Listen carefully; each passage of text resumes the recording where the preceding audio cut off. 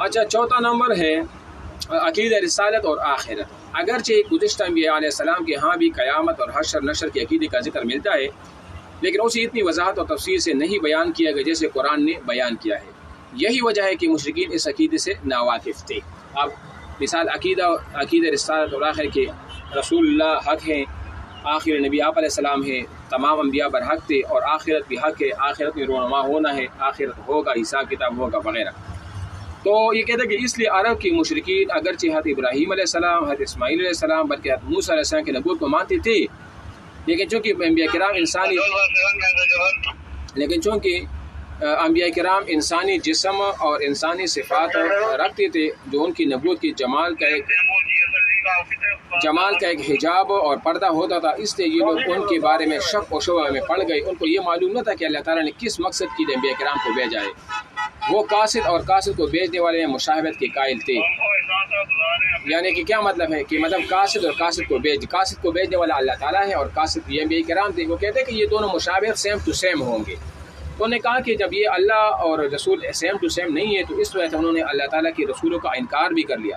اور جگہ جگہ اللہ تعالیٰ نے قرآن میں بیان بھی کیا ہے کہ مشرکین کہا کرتے تھے نا کہ یہ تو ہماری طرح جو ہے نا انسان ہے، ہماری مثل کی طرح ہے، ان کو تو ہونا چاہیے کوئی فرشتہ ہوتا، کوئی نوری شکل ہوتی وغیرہ جو ہمیں نظر نہ آتے، کوئی کم سے کم کچھ مختلف تو ہوتا نا ان میں و ہم میں، یہ بھی انسان ہے، ہم بھی انسان ہیں، ان کے ہاتھ پیر ہمارے ہاتھ پیر، ان کی آنکھیں ہماری آنکھیں۔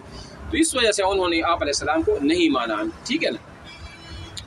اچھا جی، تو اس لیے وہ نبوت اور رسالت کے صحیح عقیدے سے ناواقف تھے، اور اسے ایک ناممکن چیز وہ سمجھتے تھے۔ اس بارے میں ان کی فضول اور بے معنی اعتراضات تھے، مثلا نبی کھانا کیوں کھاتا ہے، پانی کیوں پیتا ہے، اللہ نے انسانوں کی بجائے فرشتوں کو کیوں بھی نہیں بنایا، ہر شخص کے پاس الگ الگ سے وہی کیوں نہیں آتی، اور اس طرح کی بہت سی نامعقول باتیں تھی جو ان کا عقیدہ وہ بن چکی تھی۔ ظاہری بات ہے، وہ کہتے تھے کہ نبی ایسا نہیں ہوگا، نبی تو ایسا ہوگا جو اللہ کا ایک قاصد ہوگا، جس کو اللہ نے بھیجا ہوگا، تو ان کی مشابہت اللہ تعالیٰ کی طرح ہوگی، ہماری طرح ان کے آنکھ و کان و ہاتھ پیر یہ نہیں ہوں گے، سر نہیں ہوں گے، وہ کچھ الگ ٹائپ کا ہوگا۔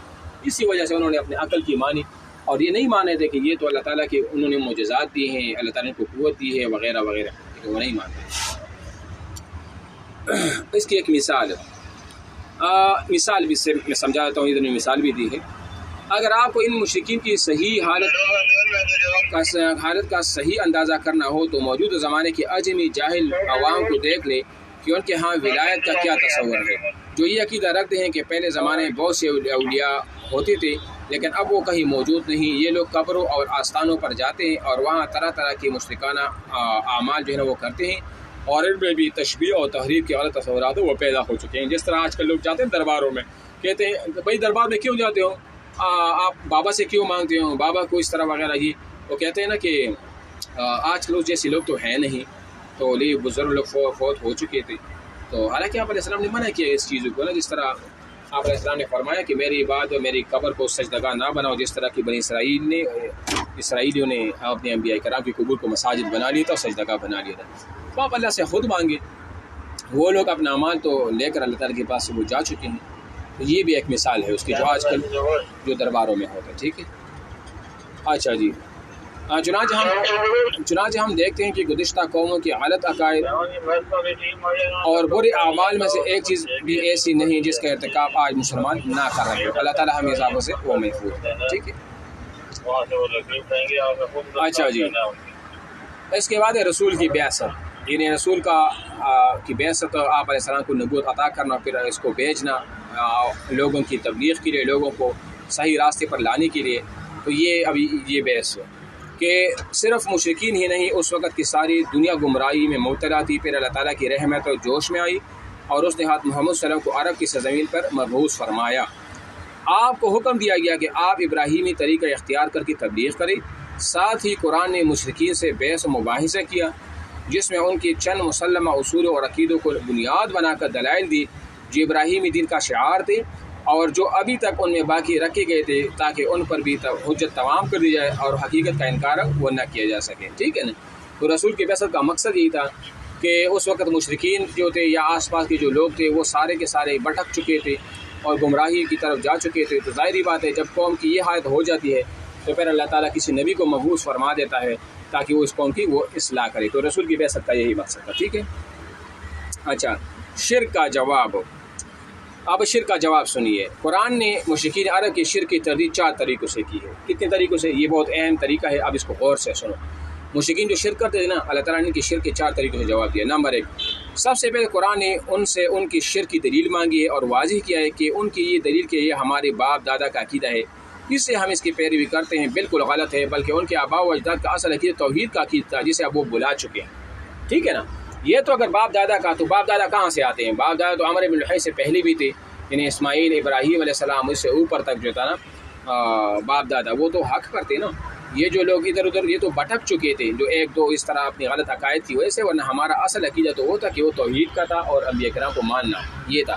تو سب سے شرک کے جواب ہے اللہ تعالیٰ نے سب سے پہلے دلیل یہ مانگی ہے اور اس کا رد کیا ہے 4 طریقے سے. سب سے پہلے طریقہ تو یہ تھا کہ آپ کے آباء و اجداد و توحید پر قائم تھے، آپ تو اس کو بلا چکے ہو، یہ تو آپ کی غلط فہمی ہے، غفلت ہے. نمبر 2، قرآن نے یہ وضاحت بھی کی کہ جن بندوں کو وہ اللہ تعالیٰ کی شریک سمجھتے ہیں ان میں اور اللہ تعالیٰ میں کوئی برابری یا مشابہت نہیں ہے. عبادت کے لائق صرف اللہ تعالیٰ کی ذات ہے، کسی اور کی بات جائز نہیں. اللہ کی ذات کس کو معلوم ہے کہ اللہ تعالیٰ کی ذات کس طرح ہے؟ آپ جن بتوں کو ان کے ساتھ مشابہت یا اپنے آباء و اجداد کو اللہ تعالیٰ کے ساتھ مشابہت یا فرشتوں کو اللہ تعالیٰ کی بیٹیاں کہتے ہیں، تو اللہ اور ان میں کیا مناسبت ہے، کیا مشابہت پائی جاتی ہے؟ کیا آپ نے اللہ کو دیکھا ہے؟ کیا آپ کو پتہ ہے کہ واقعی اللہ تعالیٰ کی جو ہے نا یہ بیٹیاں ہیں، یا واقعی جو ہے نا جو ہم بتوں کی پوجا پاٹ وغیرہ کرتے ہیں، تو کیا یہ واقعی ہماری سفارش کریں گے؟ جو خود اپنی اوپر سے مکھی کو اور مچھر کو وہ اڑا نہیں سکتے، اس کو جو ہے نا وہاں سے بگا نہیں سکتے، تو وہ ہماری کیا سفارش کرے گا؟ اور اس طرح تو ایک صحابی جو ہے نا وہ سعد بن معاذ کا اگر آپ واقعہ سنیں تو وہ بھی اسی طرح مسلمان وہ ہوا تھا کہ وہ جو ایک بت کی پوجا پاٹ وغیرہ وہ کرتے تھے. سعد بن عبادہ تھے یا سعد بن معاذ تھے یا زید بن حذیر تھے، ان تینوں میں سے ایک تھے. تو وہ واقعہ پورا پڑھے، ادھر یہ پوری تفصیل ذکر بھی کی گئی. ٹھیک ہے. نمبر 3، قرآن یہ حقیقت بھی واضح کی کہ اللہ تعالیٰ کے تمام انبیاء کرام توحید کا عقیدہ رکھتے تھے. اللہ تعالیٰ کے ارشاد وما ارسلنا من قبلک من رسول الا نوحی الیہ انہ لا الہ الا انا فاعبدون. یہ دیکھو اللہ تعالیٰ نے کہ ہم نے وما ارسلنا من قبلک من الا، ہم نے نہیں بھیجا آپ سے پہلے رسولوں کو مگر بھیجا ہے نوحی الیہ، ہم نے اس کو وحی کیا، انہ لا الہ الا انا فاعبدون، کہ اللہ کے ماں سوا کوئی الہ نہیں اور میری جو ہے نا وہ کیا کرو، عبادت کیا کرو. تو دیکھو انبیاء کرام اس طرح توحید پر قائم تھے. تو 4 نمبر کا جو طریقہ وہ یہ ہے، قرآن نے واضح کر دیا کہ بتوں کی حیثیت انسان کے مقابلے میں بہت پست اور حقیر ہے. یہ انسانیت کی توہین ہے کہ وہ پتھر کے ٹکڑوں کو اپنا معبود اور خدا سمجھ کر ان کی پوجا کرے. یاد رہے کہ یہ دلیل صرف اس قوم کو دی گئی ہے جو بتوں کی خدائی کا درجہ دیتی تھی. ٹھیک ہے.